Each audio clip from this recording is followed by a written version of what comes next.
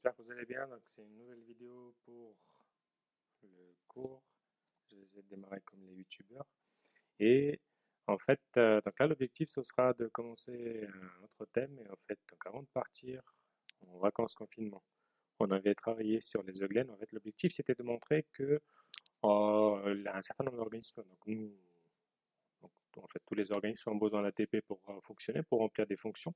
Et ici, la fonction, c'était le déplacement avec le battement des flagelles. Et en fait, l'objectif, c'était de montrer le rôle de l'ATP. Et en fait, l'ATP donc, permettait de faire le déplacement.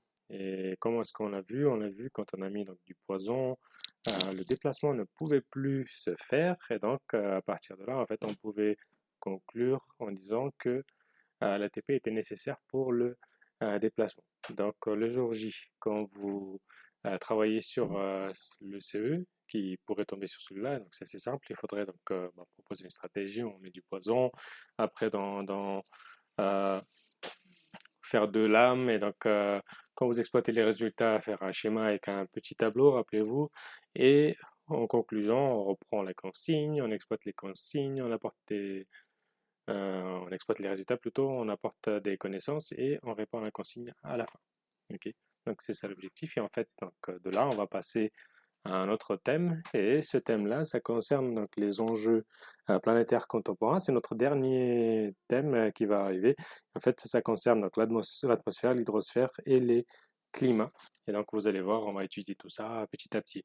Donc, c'est notre dernier chemin et chaque année, on s'attend en fait à avoir un sujet sur le réchauffement climatique. Pour le moment, il n'y en a pas eu. Peut-être que donc, pour le dernier bac, ils vont en proposer. En tout cas, c'est un sujet dont on parle beaucoup dans la société. Et donc, je pense que c'est un thème à surveiller. Ça veut dire qu'il ne faudra pas passer à côté. Et peut-être qu'ils vont vous proposer, ben, peut-être qu'ils vont vous demander d'expliquer ce que c'est le réchauffement climatique, comment est-ce que les climats ont changé au cours du temps. Et donc, il faut être, en gros, faut être capable d'apporter des explications et c'est ça qu'on va essayer de construire pendant les séances qui vont venir depuis chez soi, si c'est possible. Voilà. Et donc, on parle pas mal on va dire de réchauffement climatique et en fait, donc, pour faire le lien avec l'actualité, comme vous marquez coronavirus et l'environnement, vous avez pas mal de sujets et en fait, on voit que le coronavirus, ça fait du mal, on va dire, à l'humanité, mais c'est quelque chose qui est plutôt positif pour l'environnement et donc, en fait, tout simplement, les humains qui arrêtent leur activité vont, en quelque sorte, ouais, moins nuire à l'environnement et en fait ils vont moins le détruire. Et en fait il y a pas mal de signes qui sont assez positifs. Il y a on va dire les eaux qui sont on va dire qui sont plus propres, il y a moins de polluants dans l'atmosphère. C'est quelque chose qui est pour le moment assez positif. Et voilà, donc c'est juste pour faire un petit lien. Et en fait, aussi, donc, vous avez d'autres sujets, par exemple, pour le réchauffement climatique, vous savez, comme vous en parle beaucoup, en fait, c'est la troisième année en France où à chaque fois on bat des records. Et donc, on a en fait, je sais pas, 2019 c'était le cas, c'était l'année la plus chaude de l'histoire de l'humanité. Donc, à chaque fois, c'est quelque chose qui se réchauffe et en fait, ça a pas mal de conséquences sur, sur le monde. Et donc, ça fait pas mal de catastrophes, pas mal de modifications. Et donc, je sais pas, vous avez vu par exemple l'exemple de Venise où les eaux étaient montées. Donc, ça peut devenir problématique avec les années qui vont venir où la quantité de CO2 augmente et puis ça provoque le réchauffement climatique. Voilà. Et donc, l'objectif dans ce thème, ce sera de voir ce que c'est le réchauffement climatique, de dire pourquoi est-ce pourquoi est-ce qu'on parle de ça et qu'est-ce que ça a comme conséquence. Et aussi, on va essayer de dater les climats du passé pour, en fait, pour voir comment est-ce qu'on travaille avec les climats. Donc, l'objectif, ce sera ça. Et voilà. Comme je vous ai dit, c'est un sujet on en parle en fait un peu partout. Avant, il y avait des gens qui disaient que ça n'existait pas, que c'était faux et tout. Donc, l'objectif, ce sera de vous donner un certain nombre d'outils pour vous montrer donc de dire ce que c'est le réchauffement climatique et de se baser sur des arguments scientifiques. Et voilà. Donc, vous savez que l'homme modifie son environnement et en fait, pour le moment, il détruit pas mal de choses. Et donc, on a le cas où on a les plages qui sont complètement polluées. Comme vous pouvez voir sur l'image, vous avez la pollution de l'air pendant l'hiver. Donc là, cet hiver, on y a échappé, mais les deux hivers précédents, en fait, il y avait une circulation alternée pour empêcher cette pollution qui s'accumule. Et il faut savoir que ça n'a pas été toujours pareil. Donc le climat à la surface de la Terre change, mais euh, euh, en fait, on voit clairement l'impact de l'homme. Donc ça va changer naturellement, vous allez voir, donc ça on va essayer de l'expliquer. Donc à un moment, par exemple dans le passé, la Terre était complètement gelée. Et il y a eu d'autres moments où c'était complètement dégelé. Par exemple, on a des traces d'alligators, des choses comme ça en Antarctique, par exemple. On a donc quelque chose qui était beaucoup plus chaud. Et euh, bah voilà, donc ça change au cours du temps. Génial. Et donc notre premier chapitre, ça va être la reconstitution des modifications climatiques récentes. Donc récentes, on considère depuis 800 000 ans. Vous allez voir dans le troisième chapitre, on va voir l'évolution de manière plus large. Pourquoi est-ce qu'on fait ça en dernier et pas en premier? En fait, on n'a pas beaucoup d'outils pour dater les climats qui sont très anciens. Et donc du coup, on va partir de ce qu'on connaît le mieux pour aller vers l'impact de l'homme et ensuite on va revenir vers le climat global depuis la formation de la Terre. Ok? Et donc pour dans le chapitre, donc si on était en classe, on aurait commencé par un TP. En fait, ce TP, on l'aurait fait sous forme de CE et en fait c'est un TP classique. Et en fait, ça c'est un exemple. Vous en avez donc d'autres. Et en fait, la plupart du temps, on a cet exemple-là. Donc la tourbe. On vous dit que la tourbe, c'est l'accumulation des végétaux dans les zones qui sont humides, des tourbières, et dedans, en fait, on va avoir des végétaux qui s'accumulent, et avec les végétaux, on va avoir le pollen qui s'accumule. Et donc, c'est quelque chose qui est caractéristique d'un milieu, c'est-à-dire que ça vous permet tout simplement de connaître l'espèce qui vivait à cet endroit. Imaginons, j'ai pas on va prendre l'exemple du pin. Donc, on a des conifères. Donc, si jamais on trouve le pollen des conifères, on peut se dire que c'est un milieu qui est un peu, qui est pas trop froid, pas trop chaud, donc un truc intermédiaire. Et voilà.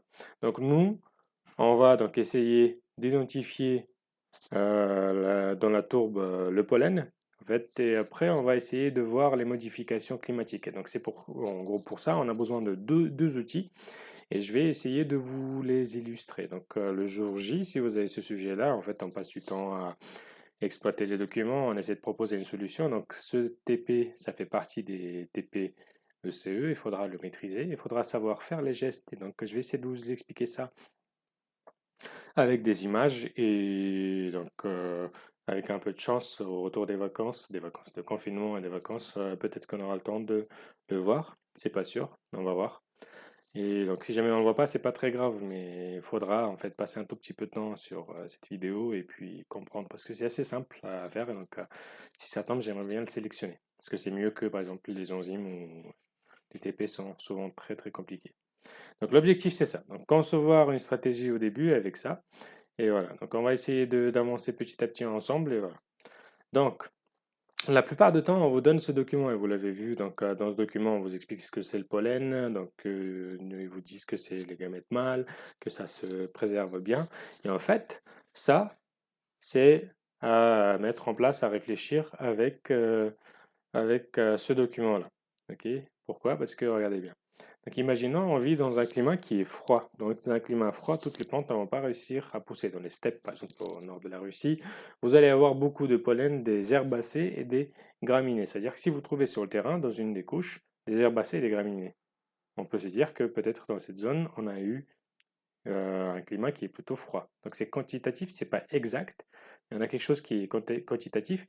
Et vous allez voir, donc, bon ça je l'ai oublié de dire, mais en tout cas, les chercheurs vont se baser sur pas mal d'outils. Donc là, on est en train de voir un outil parmi d'autres et on va compléter on va dire nos outils petit à petit quand on va avancer. Donc là, c'est un outil et en fait, cet outil nous permet de voir s'il a fait chaud ou froid. Donc ça permet de compléter les autres outils qu'on a. Et donc, imaginons, il y a l'autre exemple. Donc si on trouve le pollen de l'être, on peut dire que c'est plutôt une zone qui est chaude. Ok, donc ça nous permet de connaître à peu près le climat. Et donc, l'objectif, ce serait quoi? Ce serait de voir le pollen qu'on trouve et puis de dire, OK, à ce moment-là, on a eu un tel climat. Donc, la tourbe, ça ressemble à ça. Donc, la tourbe, c'est donc des végétaux qui s'accumulent. En fait, c'est une des étapes avant la formation du charbon, du pétrole. C'est vers la surface. Et en fait, les végétaux qui s'accumulent, donc dans les marécages, vont s'accumuler. En fait, ils ne vont pas être dégradés par les bactéries. Dans ces zones, il n'y a pas de bactéries. Et ils s'accumulent, et à chaque fois quand ils s'accumulent, ils vont aller en profondeur. C'est-à-dire que les couches qui se déposent par-dessus vont pousser ceux qui sont en dessous vers le bas. Et en fait, vous savez que les conditions de pression et de température changent. Et donc, il y a des modifications qui vont se mettre en place. Et donc, à ce moment-là, on va former la tourbe, on va former après en fait, d'autres éléments comme, je sais pas, en fait, quelques millions d'années après, on va former du charbon, par exemple. Et en fait, donc, pour la tourbe, vous avez des extraits comme ça. Et en fait, on peut faire l'extraction de cette tourbe. J'espère que c'est... Bref, à ne pas confondre avec ça, en tout cas. Donc, normalement, donc, c'est quelque chose qui est un peu plus foncé. Et voilà. Donc, quand on va faire, quand on va prendre la tourbe, en fait, on peut faire l'extraction. Donc, on aurait pu faire un TP sympa si on avait pu rester en classe. Et en fait, dans ce TP, on prend la tourbe. On rajoute pas mal d'éléments chimiques pour prélever que du pollen. Donc, on va broyer tout le reste, tous les végétaux, et on va garder que le pollen. En fait, le pollen, quand on l'a récupéré, qu'est-ce qu'on va réussir à faire? Donc, il n'y a pas que du pollen, hein, il y a des débris des végétaux, donc c'est quelque chose qui est assez foncé. On le prend, et le jour J, si on vous propose, simplement, il faudra donc prendre un échantillon comme ça. Dedans, vous allez avoir quelque chose qui est foncé, et ça, vous allez juste pouvoir l'étaler sur votre lame. Donc, juste un échantillon avec la tourbe nettoyée où il y a majoritairement du pollen. On l'étale sur la lame. Donc ça, c'est le geste à faire. Donc il faudra le faire, il faudra savoir le faire. Donc prendre une lame, prendre l'extrait de la tourbe nettoyée avec que du pollen. Et ça, on l'étale et après, en fait, simplement, on va rajouter un colorant. C'est un colorant qui est plutôt rose, je suis désolé pour l'image. Et en fait, après, on va faire l'observation. Et quand on fait l'observation, donc quand vous avez mis ça, quand vous avez rajouté du colorant, vous allez obtenir des, des grains de pollen de cette manière-là. Donc il faudra zoomer, bien sûr, si vous restez au rouge, ça ne passe pas. Alors je vous conseille de rajouter des commentaires à côté. Donc qu'est-ce que je fais? Étape 1, c'est que je prends la tourbe, je l'étale sur la lame, je mets mon colorant. Donc c'est un colorant rose qu'on appelle l'éousine. Et donc ce colorant-là permet de colorer les grains de pollen. Et voilà. Et en fait, on le prend, on l'étale. Donc, quand on regarde ça, donc en grossissement le plus important, on a le pollen de différentes familles qui peuvent apparaître. En fait, souvent, ils se ressemblent, donc ils ressemblent à ça. Et vous avez des débris de végétaux. Ceux-là, il ne faudra pas les interpréter. Ça ne sert à rien. C'est juste des débris de végétaux qu'on n'a pas réussi à dissoudre parce qu'ils sont trop solides. Donc, on a le pollen qui est là, les débris de végétaux à ne pas toucher. Donc, tous les petits tubes, des choses comme ça, en gros, ils ne touchent pas. Donc, on touche que à ce qui est rose. Et voilà. Donc après, quand vous avez reconnu des grains de pollen, on vous demande de venir, donc d'appeler un examinateur pour montrer votre résultat. Et en fait, la plupart du temps, vous allez avoir, et la plupart du temps, en fait, vous allez l'avoir. C'est pas du tout celui-là que je voudrais. Ça, c'est pour les troisièmes. Génial. Ok, c'est là. Donc la clé, je vous l'ai donnée. En fait, on va avoir une autre clé dans la classe. Malheureusement, je ne l'ai pas ici à la maison. Et j'ai pu retourner à Sainte-Marie pour aller chercher une clé déterminée. Bah ouais, pour déterminer en fait. Ce serait un peu bête. Donc cette clé qui permet de déterminer le pollen. Donc vous allez la voir, en fait là-dedans, il faut juste aller chercher la forme. Donc vous regardez à peu près en fait est-ce que c'est un grain qui est isolé, est-ce qu'il y a un pore, est-ce qu'il y a un sillon. Sillon, donc c'est ce trait-là qu'on peut observer. Et donc les pores, c'est plutôt ça. Donc je vais essayer de vous montrer ça de plus près. En fait, donc on va prendre des exemples les plus classiques. Donc imaginons ici on a quelque chose où on a des pores. Les pores, c'est ça, c'est les trous. Donc ici pour le bouleau, pour le pollen du bouleau, il y a des pores qui sont assez énormes, donc bien visibles, gros. Pour le noisetier, celui-là, il faudra le connaître par cœur. Ce sont des pores aussi assez petits. Donc en fait entre les deux, parfois ça peut être un peu confondre les deux, c'est pas très grave. Donc surtout, ouais. Donc si vous arrivez à reconnaître le noisetier, ce serait très très bien parce que il est assez facile à reconnaître. Après, vous avez donc l'autre exemple à connaître, c'est le chêne. Donc le chêne, c'est donc vous avez des sillons qui sont assez visibles. Pour l'être, regardez bien, qu'il y a 3 sillons, donc des traits, et puis 3 pores à la fin. Donc il y a 3 traits et 3 pores, donc celui-là il faudra le connaître. Et voilà, donc après, donc ceux qui seraient à connaître, les graminées, donc il y a un seul pore qui est visible. Donc le graminé, il faudra donc savoir le reconnaître aussi. Et voilà, donc en fait, tout simplement, quand on fait l'observation au microscope ici de votre pollen qui a été proposé, on fait un aller-retour vers la clé de détermination que je vous ai donnée. En fait, celui-là, il n'y a pas besoin de le connaître par cœur, il faut juste savoir sur quoi on va se baser. Donc, imaginons, ici, on est en train de regarder. Donc, ici, on voit majoritairement du pollen, donc, en fait, sous forme de Mickey. Donc, en fait, il y a 3 rangs. Et donc, pour le reconnaître, on va aller ici, on cherche dans notre clé de détermination. Donc, qu'est-ce qu'on voit? On voit quelque chose qui ressemble plutôt à ça. Ok? Donc, on peut supposer que soit c'est celui-là, soit c'est celui-là. Donc, si on revient en arrière, on dirait que c'est plutôt celui-là. Mais si vous vous trompez entre les deux, c'est pas très grave. Que vous disiez que c'est Lupin ou l'épicéa, ça ne change rien, on vous le pardonnera. Ok? Donc, en tout cas, on fait donc ce geste-là et quand vous avez donc reconnu, vous appelez l'examinateur pour vérifier et vous dites ok, donc j'ai trouvé ça. Et pour présenter le résultat, vous êtes d'accord, le mieux c'est de faire un schéma parce que c'est une image qu'on est en train de voir. Donc, on met bien un titre, on fait quelque chose qui est propre avec des couleurs si on a du temps. Et voilà. Après, donc ça c'était le premier geste. Et en fait, dans ce TP qui, donc, encore une fois, qui se forme ECE, on a une autre chose à faire. Donc, ce qu'on appelle un diagramme polynique. Et en fait, le diagramme polynique, c'est quoi? Ça nous permet de connaître l'abondance des grains de pollen en pourcentage en fonction de la profondeur. Donc on trouve un site, lac de Chambelaz par exemple, et on trouve un site dans ce site. Donc on a pris du pollen et en fait le pollen quand on le prélève sous forme de carotte. Donc juste, je vous montrerai après, mais en fait c'est mieux de faire ici. En fait, simplement on va faire un trou dans le sol, comme ça. Donc ça c'est ce qu'on appelle la carotte. Et en fait, vous êtes d'accord? Donc si on regardait dans cette direction-là, on aurait quelque chose qui est jeune ici et quelque chose qui est vieux ici. Non, c'est plutôt l'inverse. Donc ici, on a quelque chose qui est jeune, quelque chose qui est profond ici. En tout cas, on a quelque chose qui continue. Donc on a quelque chose du pollen qui sera là, qui sera différent de celui-là, différent de celui-là. Donc à chaque fois, on va changer de profondeur et en fait, en fonction du climat, vous êtes d'accord, ça va s'accumuler ici, ici, ici, ici, ici.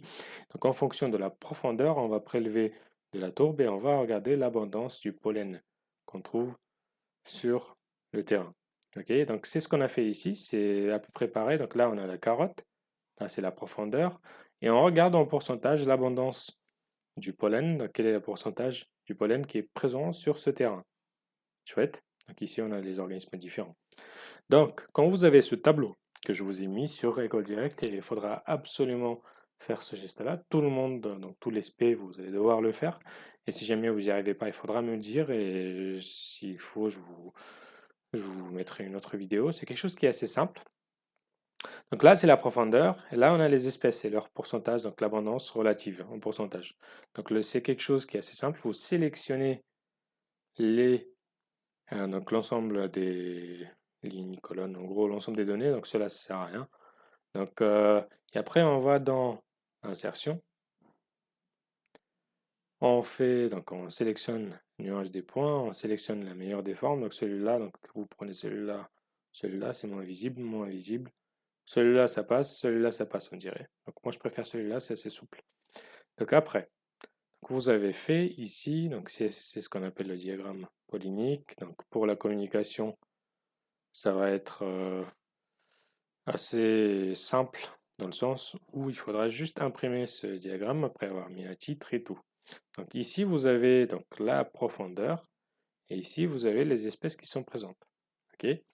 Donc c'est ça que vous obtenez et c'est un diagramme polynique. Après je vais vous apprendre comment il faut le lire, comment est-ce que vous pouvez l'exploiter. Donc comme je vous ai dit, donc imaginons on va, je sais pas combien de mètres, 750 mètres de profondeur, on va trouver ça comme pollen Donc si on va à 3000 centimètres, en fait, c'est pas des mètres. Donc on va trouver ça comme pollen. Et voilà. Donc ça, c'est quelque chose qui nous permet de comprendre l'évolution du climat. Comment est-ce que c'est possible?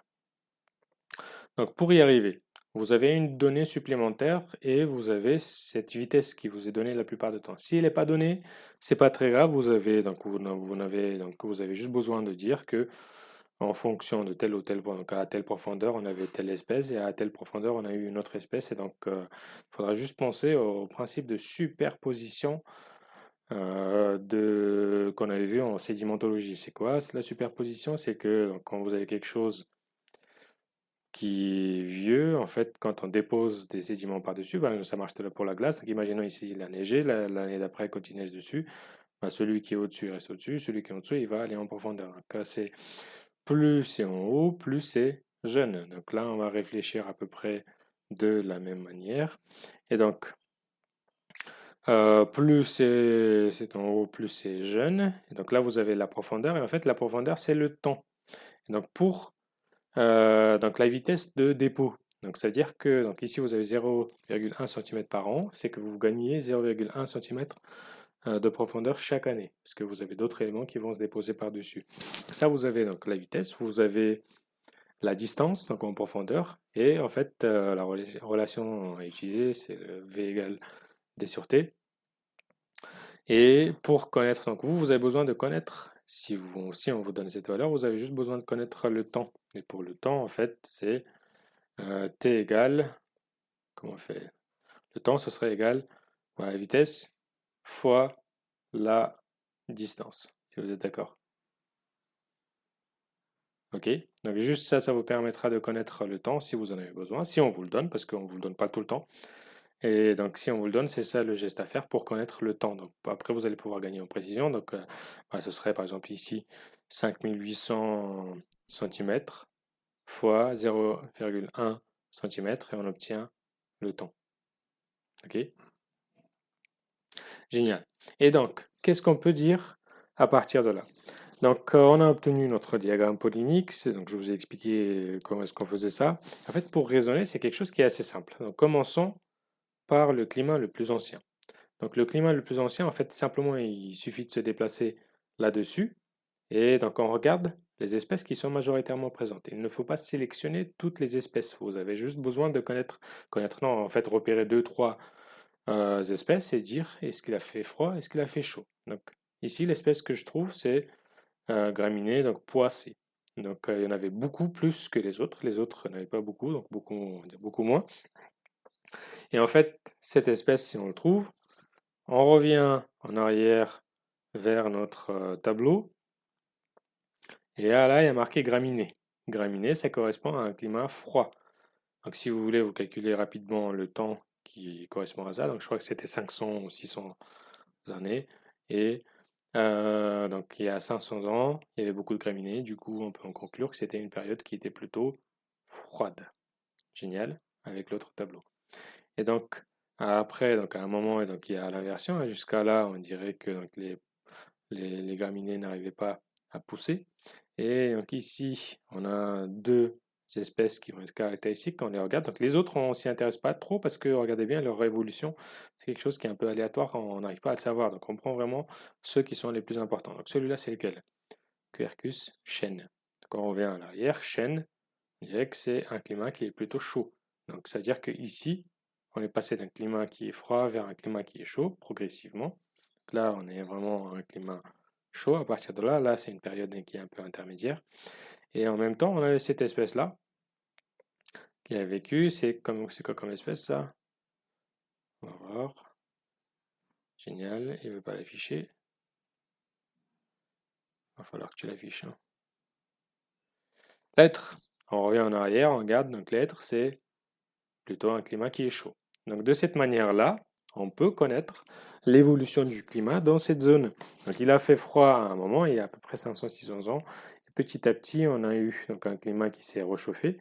Et réchauffé, ben, simplement, on le voit avec les deux espèces qui sont là, avec notre chêne et notre être. Ok. Et donc, est-ce qu'il y a eu l'évolution du climat? Oui, on le voit, parce que la présence du pollen sur le terrain change. Donc on a l'espèce Donc imaginons, on va prendre celui-là, donc l'être qui vit à cet endroit, fait du pollen, le jette dans le sol, et dans le sol il s'accumule, et donc il reste à un endroit, il ne se déplace pas, et on calcule l'âge à partir de là, et on peut se dire qu'à un tel âge, il a fait un climat qui est plutôt chaud. Donc c'est quelque chose qui est, ouais, on peut en fait, simplement ça nous permet de quantifier, c'est pas quelque chose qui est très très exact, ça nous permet juste de dire que c'est quelque chose qui est chaud ou froid. C'est pour ça que je vous disais que ça dépend des, euh,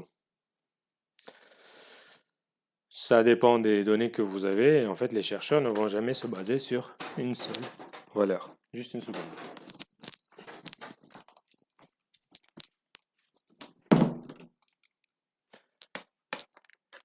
Est-ce que je peux pas le mettre sur pause? Voilà. C'est génial, c'est bon. Donc, c'est le diagramme polynique. Et donc, deux choses à savoir dans ce TP. Savoir faire le diagramme polynique, savoir repérer les espèces. Et donc, c'est un TP qui est assez simple. En fait, les valeurs vont bien sûr varier, ça dépendra de ce qu'on vous donne comme endroit, comme espèce. Et donc, la plupart du temps, c'est la même chose. Et il faut savoir faire ce diagramme. Donc, je vous ai mis les données et il faut absolument le faire. Donc, faites ce geste et il faut le maîtriser, celui-là. Génial. Donc, dans notre premier chapitre, imaginons, on vient de faire le TP, la semaine d'après, on revient en cours et on va faire on va dire, bilan assez rapide. Et je vais essayer de reprendre les informations pour que ce soit suffisamment clair. Donc, cette fois-ci, c'est du cours. Et donc, vous avez les pollens qui vont correspondre. Donc, en fait, ça va être les archives du climat. C'est un outil parmi d'autres.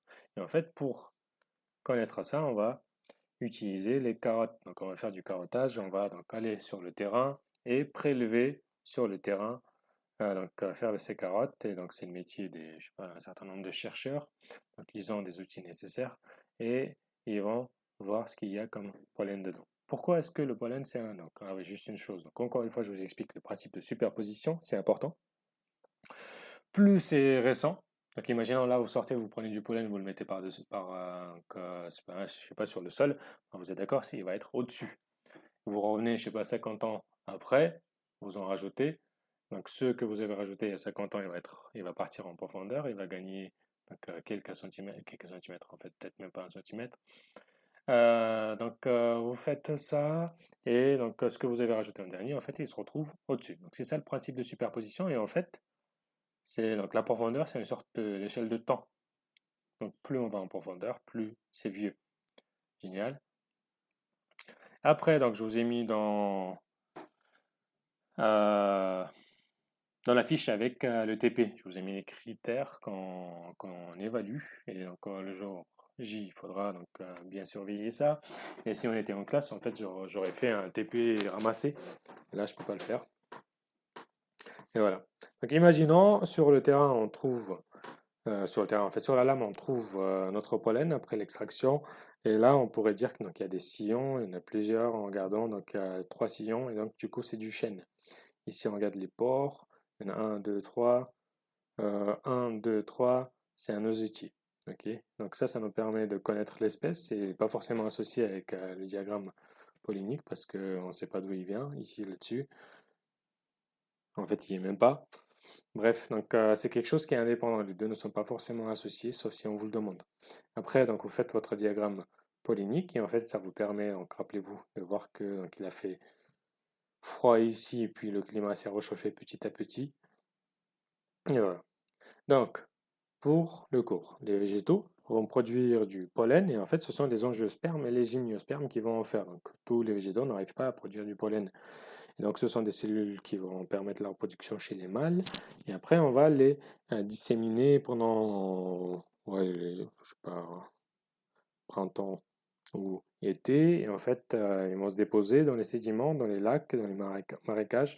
En fait, donc, ils vont se garder. Donc, le pollen, pourquoi est-ce que c'est intéressant comme outil? C'est quelque chose qui est intéressant parce que c'est quelque chose qui se conserve très très bien au cours du temps. Et comment est-ce que ça se conserve au cours du temps? C'est parce que on a une enveloppe externe, l'exine, je vous montrerai juste après, c'est quelque chose qui est très très résistant. Et donc ça peut se conserver pendant des milliers ou des millions d'années. C'est quelque chose du coup, c'est un outil qui est très très pratique. Et donc du coup, quand on fait que le carottage, On regarde donc le pollen qui est présent, donc on fait le diagramme pollinique et ça nous permet de connaître les espèces qui ont vécu sur le terrain. Et donc du coup, les espèces, vous êtes d'accord? Donc les plantes qu'on va avoir en ce moment en France ou dans le désert du Sahara ou dans les steppes de Russie, on va pas avoir les mêmes espèces parce que le climat va changer. On n'a pas le même, on va dire, les mêmes températures ni les mêmes données pluviométriques, donc il y a plus de pluie dans telle ou telle zone. Donc le pollen c'est assez intéressant parce que rappelez-vous, il y a l'exine qui le protège et c'est quelque chose qui permet de bien conserver le pollen. En plus, c'est caractéristique des espèces. Vous avez l'information génétique, l'intine donc, qui permet de protéger encore une fois, c'est notre couche. Et vous avez de la cellulose qui est encore une fois une couche protectrice. Donc c'est quelque chose qui est pratique. Donc l'étude des pollens, ça nous permet de reconstituer les peuplements de l'époque, quelles étaient les espèces qui vivaient à cet endroit-là. Et ça nous permet, donc c'est quelque chose qu'on peut associer au climat. Donc ça nous donne des indications sur la température et sur l'hydrométrie, donc l'humidité qui est sur le terrain. Donc les associations végétales sont donc déterminées par l'analyse des carottes. Ça on a donc, vu donc c'est les carottes de tourbe, ça n'a rien à voir avec les carottes de cuisine, petite blague. Et donc qu'est-ce qu'on fait à partir de là? On fait un diagramme polynique. Génial, donc c'est ça le cours, et c'est assez petit mais efficace. Et voilà, donc c'est bien un outil, et cet outil, on va l'utiliser comme quelque chose qui complète les autres outils qu'on a. Donc les scientifiques travaillent avec tous ces outils-là. Donc voilà, donc essayez de faire ce geste, en fait, essayez de faire d'être à l'aise avec la clé de détermination, il n'y a pas besoin de le connaître par cœur. Essayez d'être surtout à l'aise avec le diagramme polynique. Et c'est tout. Donc, c'est pas un TP qui est compliqué. Et vous avez vu, c'est quelque chose qui est assez simple finalement. J'espère. Eh bien, bon courage, ma parole. Et puis à tout bientôt.